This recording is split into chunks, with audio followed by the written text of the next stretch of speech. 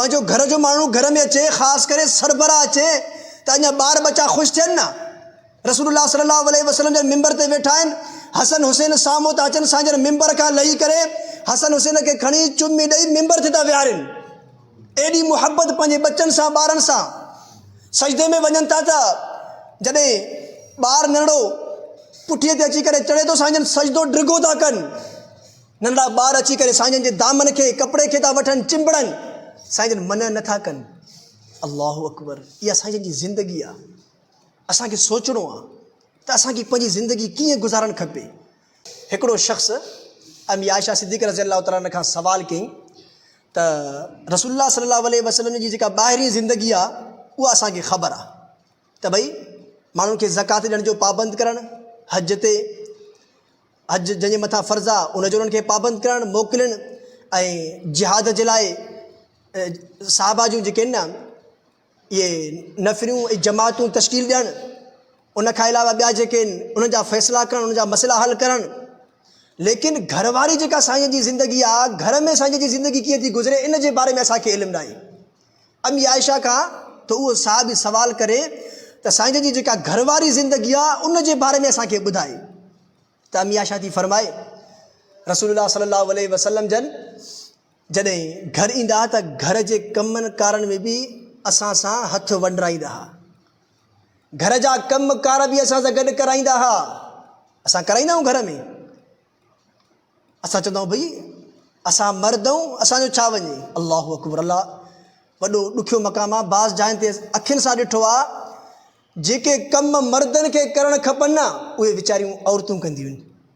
हालांकि औरतुनि जी ज़िमेदारी आहे घर में, ऐं घर में बि रसूलुल्लाह सल्लल्लाहु अलैहि वसल्लम जन उन्हनि सां कमु था कराइनि, घर में बि हिसो था वठनि, घर जे मामलात में।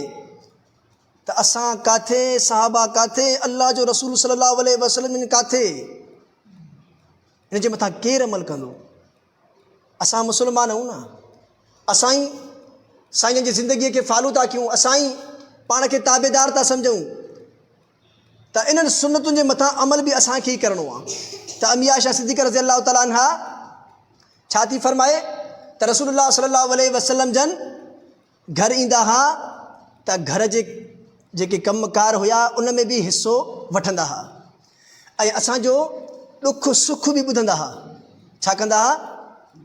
असांजो ॾुख सुख बि ॿुधंदा हुआ, ऐं असां सां ख़ुशि तबियाई कंदा हुआ, हसी मज़ाक़ जो ॻाल्हियूं कंदा हुआ, किसा ॿुधाईंदा हुआ अॻियुनि माण्हुनि जा। हज़रत मौलाना अशरफ अली थानवी रहमतुल्लाह अलैहि वटि हिकिड़ो शख़्स आयो। हज़रत खे चए पियो त हज़रत जॾहिं मां घर वेंदो आहियां न त घर वारा सफ़ा ईअं ख़ामोश थी वेंदा आहिनि, मुंहिंजे अॻियां ॻाल्हाए बि न आहिनि सघंदा। हज़रत हुनखे फरमाइण लॻा पोइ तूं इंसान ई कोन्हे, तूं दरिंदो आहे। भई इंसान घर में वेंदो त ॿार बच्चा ख़ुशि थींदा न, बच्चनि खे ख़ुशी थिए न असांजे वञण सां। या असां जीअं घर में दाख़िल थियूं त सफ़ा सरनाटो छाइजी वञे, ख़ामोशी थिए। इहा त रसूलुल्लाह सल्लल्लाहु अलैहि वसल्लम जी सुन्नत न आहे, तरीक़ेकार न आहे, साहबा इकराम जी इहा ज़िंदगी न आहे। त हज़रत थानवी रहमतुल्लाह अलैहि उन्हनि खे छा फरमायो, तूं दरिंदो आहे, हैवान आहे, जानवर आहे। हिन जो मतिलबु त ॿी का मख़लूक ईंदी त माण्हू ख़ौफ़ज़दा थींदो न। पंहिंजो घर जो माण्हू घर में अचे, ख़ासि करे सरबरा अचे त अञा ॿार बच्चा ख़ुशि थियनि न। रसूलुल्लाह सल्लल्लाहु अलैहि वसल्लम जे मिंबर ते वेठा आहिनि, हसन हुसैन साम्हूं था अचनि, असांजे मिंबर खां लही करे हसन हुसैन खे खणी चुमी ॾेई मिंबर ते था विहारनि। एॾी मुहबत पंहिंजे बच्चनि सां, ॿारनि सां। सजदे में वञनि था त जॾहिं ॿार नंढो पुठीअ ते अची करे चढ़े थो, साईं सजदो डिघो था कनि। नंढा ॿार अची करे साईं जे दामन खे, कपिड़े खे था वठनि, चिंबड़नि, साईं मन नथा कनि। अल्लाहु अकबर। इहा साईं जी ज़िंदगी आहे। असांखे सोचणो आहे त असांखे पंहिंजी ज़िंदगी कीअं गुज़ारणु खपे। असां केतिरो रसूलुल्लाह सल्लल्लाहु अलैहि वसल्लम जे तालीमात खे अपनायो आहे, इन सुनतुनि खे अपनायो आहे। ऐं आख़िर में फरमाई थी अम्मी आयशा सिद्दीक़ रज़ी अल्लाह तआला अन्हा त असां सां घर में एॾी गहराई ख़ुशि तबियाई कनि, असांजो ॾुख सुख ॿुधनि, ऐं घर जे कमनि कारनि में हिसो बि वठनि। ऐं जॾहिं आज़ान मिले साईं जन ईअं घरां निकिरी वञनि ॼण त असां सां ताल्लुक़ ई वास्तो ई कोन्हे। अल्लाहु अकबर।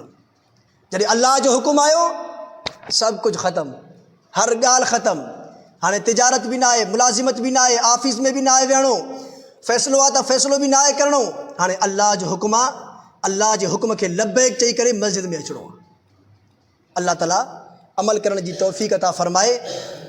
त असांजे लाइ असल हुकुम इहो आहे त असां हर नेकीअ जे मामले में हिक ॿिए खां वधण जी कोशिशि कयूं, ऐं इन दुनिया खे हासिल करण जे लाइ न, दुनिया जेका नसीब में लिखियल आहे उहा शइ असांखे मिलंदी, उन खां मथे मिलणी न आहे असांखे।